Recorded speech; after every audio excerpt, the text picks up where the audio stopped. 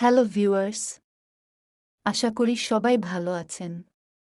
আজকে আমি আপনাদের সামনে যে মেডিসিন নিয়ে আলোচনা করব সেটি হচ্ছে লোরিক্স প্লাস লোশন। লরেক্স প্লাস লোশনে আছে পারমেথিন বিপি 5% ও ক্রোটামিটন বিপি 10। এটি মূলত অপশনিন ফার্মাসিউটিক্যাল উৎপাদন করেছে। লোরিক্স প্লাস লোশনটি মূলত স্ক্যাবিস এবং স্ক্যাবিস দ্বারা সংক্রমিত ত্বকের চুলকানিজনিত চিকিৎসা নির্দেশিত। আজকে আমরা জানব এই লোশনটির নির্দেশনা, ব্যবহারবিধি, পার্শ্বপ্রতিক্রিয়া, গর্ভ অবস্থায় ব্যবহার করা যাবে কিনা এবং জানব লোরিক্স প্লাস লোশন কি কাজ করে বা কেন ব্যবহার করবেন। স্কেবেক্সের দ্বারা সংক্রমিত ত্বকের চুলকানি নির্দেশিত। স্কেবেক্স পরজীবী পোকাটি খালি চোখে দেখা যায় না।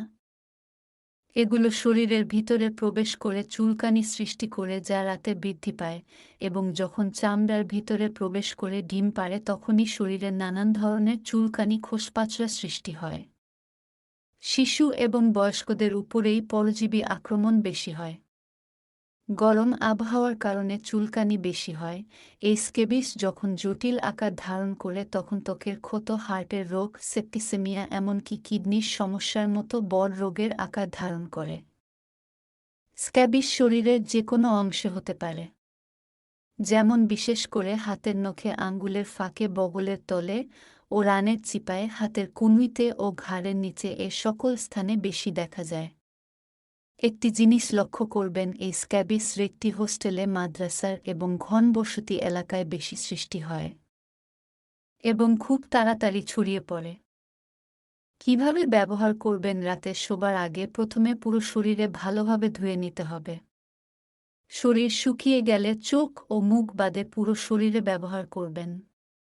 তারপর সকালে ঘুম থেকে উঠে শুধু পানি দিয়ে ধুয়ে ফেলবেন। তেমন ফল না পেলে 3 দিন পর একই পদ্ধতিতে আবার ব্যবহার করবেন। পরিবারের সবাই একসাথে ব্যবহার করলে ভালো এবং পাশাপাশি বিছানার চাদর, পরনের পোশাক ভালোমতো ধুয়ে নিবেন। লরিক্স প্লাসের কিছু পার্শ্বপ্রতিক্রিয়া আছে, যেমন ব্যবহারে আক্রান্ত স্থানে জ্বালা পোড়া এবং অ্যালার্জি হতে পারে। গর্ভাবস্থায় স্তনদানকাল, গর্ভাবস্থায় লোশনটি ব্যবহার করতে পারবেন না, আর স্তনদানকালে লোশন ব্যবহার করতে পারবেন, কিন্তু লক্ষ্য রাখতে হবে স্তনের নিপলে যেন না লাগে।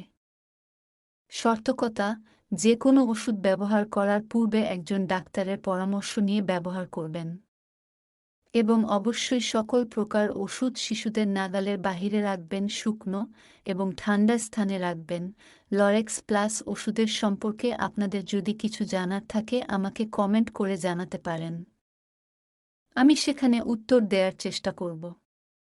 আর যদি আমাদের ভিডিওগুলো আপনার ভালো লেগে থাকে তাহলে চ্যানেলটি সাবস্ক্রাইব করবেন। আগামী পর্বে আবার দেখা হবে, সেই পর্যন্ত ভালো থাকুন, সুস্থ থাকুন। ধন্যবাদ।